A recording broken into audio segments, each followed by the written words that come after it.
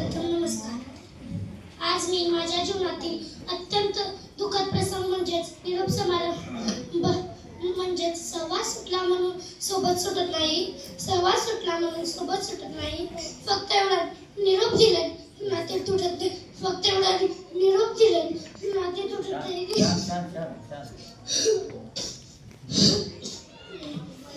काही वर्षापूर्वी माझे आगमन झाले,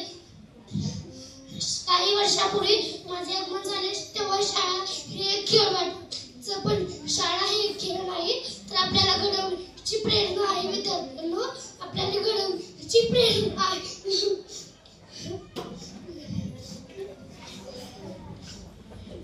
त्यावेळी आम्हाला आंबेडकर सर नावाचे शिक्षक होते, ते आम्हाला अतिउत्तम संस्कार घडवून शिस्तप्रिय, कष्टाळू, कडक, प्रेमळ, प्रामाणिक असे आमचे शिक्षक होते।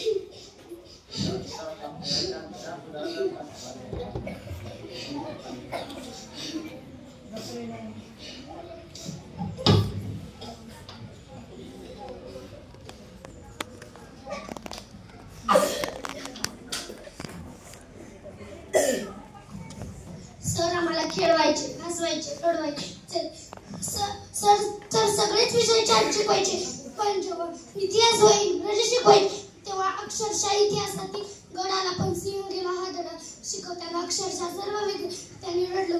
का म्हणजे सरांना मला घडवण्याचं आहे ना, त्यामुळे तसेच नकाते सर तर 3 वर्ग 4 विषय एकटे शिकवणं कोणत्याही शिक्षकाला शक्य नाही, कोणत्याच शिक्षकाला शक्य नाही। आमचेही वाचून जात नाही, ते पूर्ण माहिती सांगतात, हो पूर्ण माहिती सांगतात। सर्वांनी सरांसाठी एकदा टाळ्या वाजवा।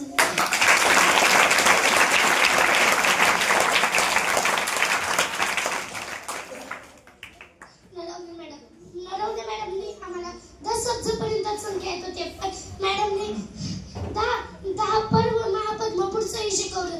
मॅडमनी माझ्या स्वप्नासाठी प्रोत्साहन दिले। मॅडम सतत म्हणतात की आयुष बनशील, योग मॅडमला असं आला की मॅडमला दुसरीकडे वळवायचं केलं।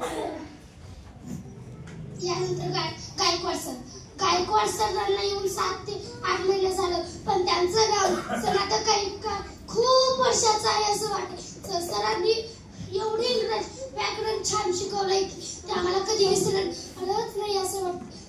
आमचे कामे सर तर एका परिषदावरती पुन्हा जगाची ती सरांचा तास कसा निघून जातो ते कळतच नाही। सामान्य ज्ञानावरील प्रश्न आता आम्ही सगळे डॉक्टर बाबासाहेब आंबेडकरांची सगळी माहिती ते म्हणजे कामे सरांमुळे। सर पेपर घ्यायचे, सर्वांचं लक्ष त्या बक्षिसाकडे असायचं, फक्त सर्वांच्या स्पर्धा निर्माण व्हायची। यानंतर मुख्याध्यापकाला जर खासदार आमदारची पदवी दिली ना, तेही कमीच आहे। त्यांचे साधे बोळे आहेत, पण ना विचाराने लय श्रीमंत आहेत।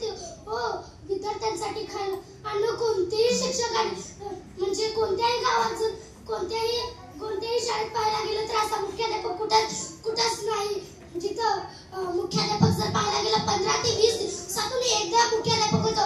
आमचे तर मुख्याध्यापक दररोज इथंच राहतात, का म्हणजे त्यांना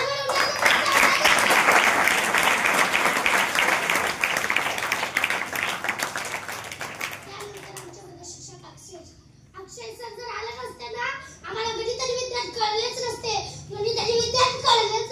का म्हणजे विज्ञान मराठी प्लस इंग्रजी कोणत्याही शाळेत शिकवत नाही, हो कोणत्याही शाळेत शिकवतील, फक्त कोणत्याही शिक्षक जर पाहायला गेलं तर धडावर निघून जातो, पण आमच्या इथे शिक्षक आहे 2 ते 3 दिवसात एक धडा शिकवायला त्यांना वेळ लागतो। गणित असं मजबूत केलंय की आम्हाला जन्मोजन्मी विसरणारच नाही। सर्व शिक्षकांची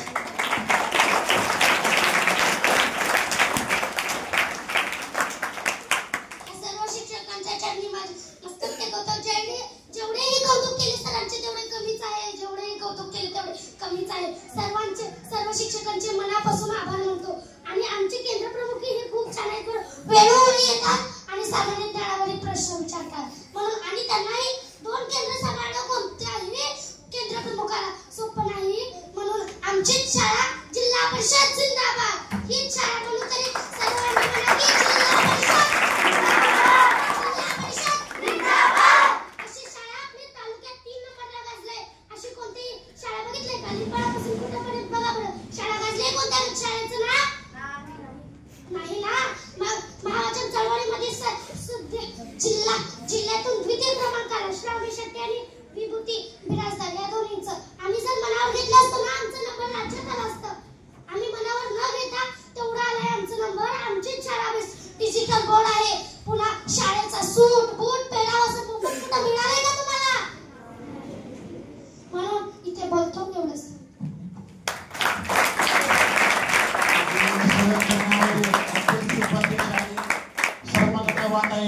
त्यांचं योगदान एकेका दिवसामध्ये हे डिजिटल बोर्ड आणून दिले. त्या ओघामध्ये विसरून गेलं पण तुमचं उपकार